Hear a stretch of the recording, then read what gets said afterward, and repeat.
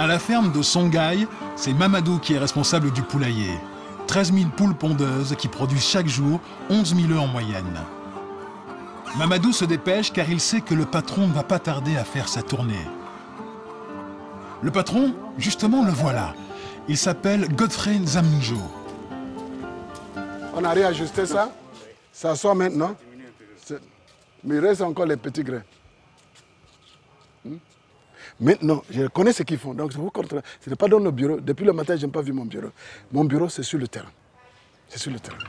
Des œufs, du poisson, de l'ananas, mais aussi des engrais naturels et du biogaz en quantité industrielle. Et tout ça produit dans un seul et même endroit. C'est le rêve devenu réalité de Godfrey Nzamnjo. Cet Américain d'origine nigériane travaille dans un laboratoire en Californie quand, en 1985, bouleversé par la situation du continent africain, il décide de tout plaquer pour revenir sur le continent. J'étais dans mon laboratoire, plus grand laboratoire. J'ai regardé au niveau de 80 ce qui se passait en Afrique. J'ai dit, ce n'est pas. Donc je suis revenu. Vraiment, mon papa m'a dit, de revenir dans le continent d'origine. J'étais amer, j'étais frustré. Je voyais que l'Afrique est extrêmement riche, avec les capitaux et tout ça. Le continent le plus riche du monde, mais le plus pauvre du monde. Ce n'est pas acceptable. C'est ça qui m'a rendu fou. Son projet, appliquer sur le terrain ce qu'il a expérimenté dans son laboratoire. Le Bénin lui concède alors 1 hectare de terrain à l'abandon pour y construire une ferme bio. Aujourd'hui, le centre s'étend sur 24 hectares, fonctionne en totale autonomie et emploie plusieurs centaines de salariés. Ici, selon la doctrine de Godfrey Nzamnjo, rien ne se perd, rien ne se crée, tout se transforme. Exemple avec le recyclage des fientes de poulet transformées en gaz. Nous sommes en train de faire le mélange des fientes avec la jacinthe d'eau pour donner un bon rendement de gaz. Après quelques heures de repos, le mélange sera chargé dans une cuve, le digesteur. Quand on charge le digesteur avec, ça se décompose. Quand ça se décompose, ça produit le biogaz. À la fin, tout ce gaz nous permet d'alimenter, de démarrer un générateur qui produit de l'électricité. En plus de l'électricité, ce biogaz va alimenter les cuisines du restaurant du centre. Et ce n'est pas tout.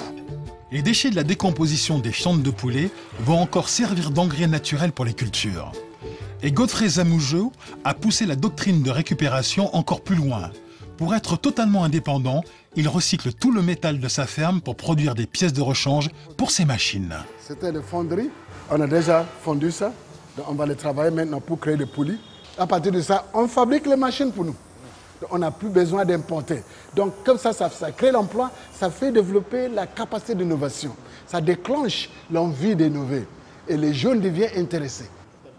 Grâce à cette ferme modèle, Godfrey est convaincu de posséder une solution au problème du développement. Ce système intégré attaque en même temps tous les défis du développement. Cette idée va nous aider à changer notre manière d'organiser la société, d'organiser les industries. Toutes les chaînes sont réétablies, à partir de micro-organismes jusqu'à l'homme, on travaille en synergie. Et c'est ça qui va nous amener à la durabilité. Selon son modèle, en quelques années, il a mis en place un réseau panafricain de fermes Songhai. 5 fermes existent à présent au Bénin, mais aussi une dizaine au Nigeria, le Libéria et la Sierra Leone ont suivi. Et pour promouvoir son modèle, Godfrey Nzamnjo n'hésite pas à ouvrir ses portes au public. Sa ferme reçoit chaque année plus de 20 000 visiteurs. Des anonymes, mais aussi des officiels. Cette semaine, c'est la ministre des PME de l'artisanat du Congo qui est sur place. Ça va? Songhai est pour moi la solution idéale et ce que j'ai trouvé ici va peut-être faire en sorte que nous puissions dupliquer l'expérience de Songhai au Congo. Et je pense que la décision est déjà prise dans ce sens. Il y a beaucoup de chefs d'État qui sont passés ici, on parle. Mais depuis que madame est venue, elle veut maintenant. Il faut que ce soit déjà hier qu'on a commencé. Donc c'est bon. Non, c'est bien. Voilà. Le modèle Songhai séduit d'autant plus qu'il est rentable. Ces 17 fermes ont généré un chiffre d'affaires de 7 milliards de francs CFA en 2013 et près de 600 millions de bénéfices. Voilà ma culture américaine maintenant, l'organisation de l'industrie. Donc vous voyez ici, et donc voilà, nous avons des camions qui travaillent. Pour pousser plus loin sa logique, Godfrey Zamoujo a décidé d'industrialiser sa ferme. Comme il produit déjà des fruits, il s'est lancé dans la fabrication de jus. Pour cela, il s'est offert une ligne d'embouteillage d'une capacité de 6000 bouteilles par heure. Mais méthode Songhai oblige, le site fabrique lui-même les bouteilles et les bouchons sur place à partir des déchets plastiques de la ferme.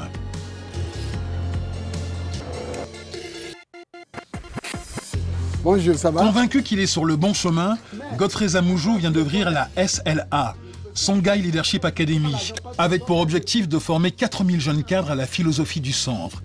Il s'agit d'assurer la pérennité et le développement du groupe.